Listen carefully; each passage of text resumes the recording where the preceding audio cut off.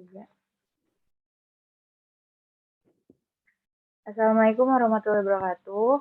Perkenalkan, nama saya Diana Zafira Fatiani dari kelas prinsip stratigrafi cekungan B.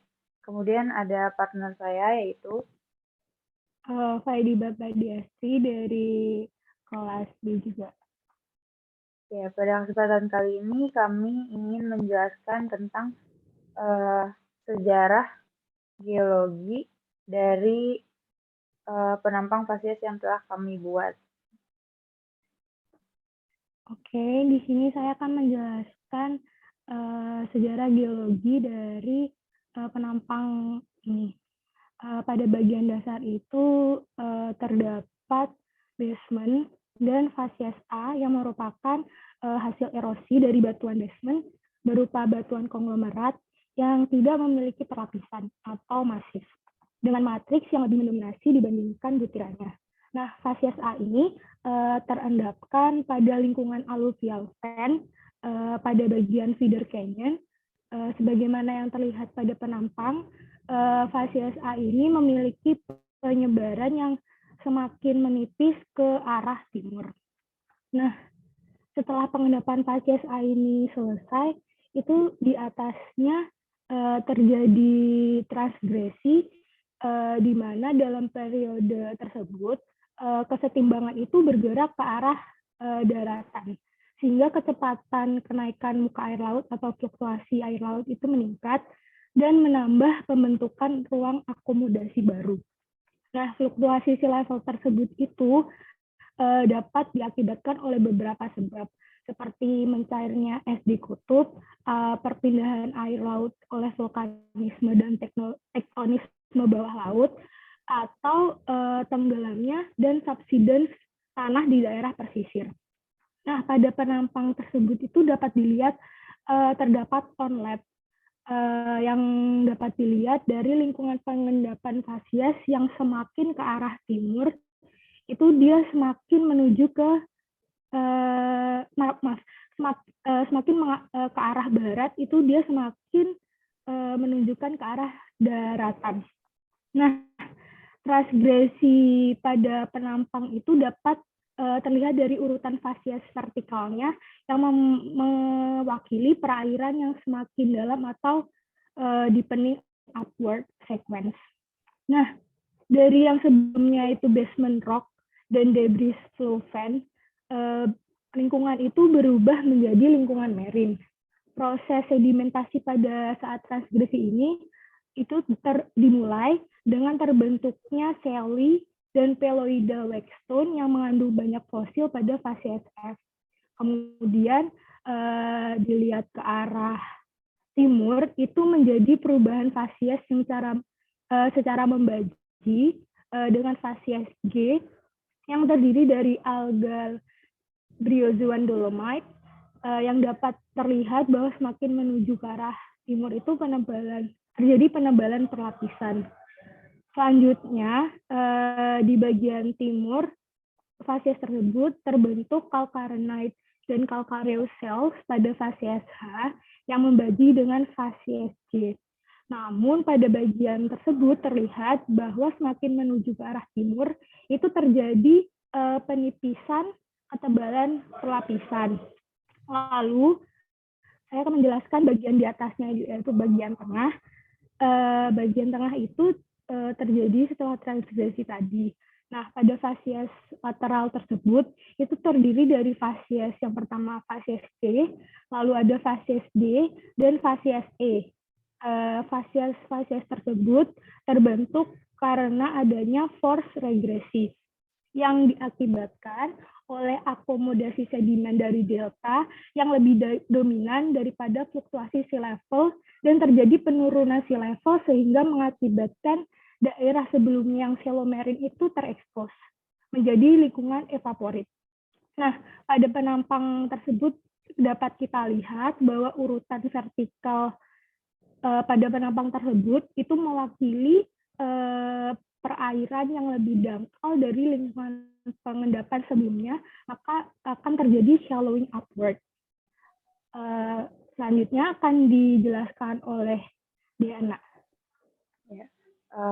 Oke, saya ingin melanjutkan. Dapat kita lihat di atas fasies F itu terendapkan fasies C yang litologinya itu berupa unfossiliferous yellow sandstone. Nah, fasies ini diperkirakan terbentuk pada saat proses regresi karena adanya akomodasi sedimen plastik yang mendominasi.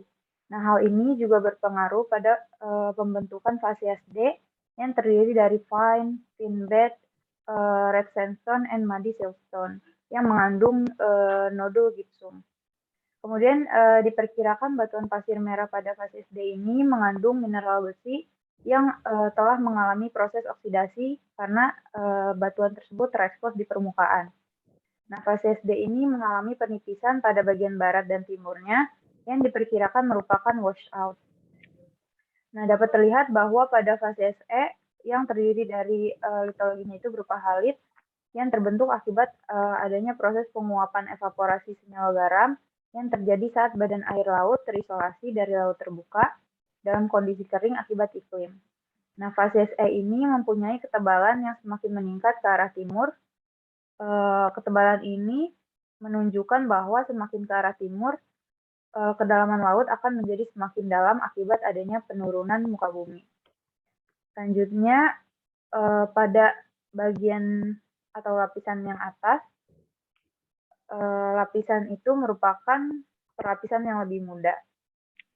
Nah, di lapisan ini terjadi regresi yang diakibatkan oleh adanya akomodasi sedimen dari delta yang lebih dominan, sehingga terjadi overlap menuju arah basin. Nah, pada periode ini lingkungan marine sepenuhnya berubah menjadi lingkungan delta karena tidak adanya fluktuasi sea level yang dapat mengimbangi akomodasi sedimen dari delta sehingga mengakibatkan terbentuknya fasies A, fasies B, dan fasies C, serta fasies D yang merupakan bagian dari lingkungan delta. Nah, fasies A ini merupakan fasies yang diendapkan di lingkungan pengendapan alluvial fan yang tipenya itu adalah debris flow fan. Selanjutnya, fasies ini juga terdiri dari litologi berupa unstratified matrix supported conglomerate yang terendapkan di feeder canyon. Nah, feeder canyon ini adalah lembah terbuka untuk menyalurkan air dan sedimen yang dekat dengan pegunungan atau canyon. Nah, dari fasies A ini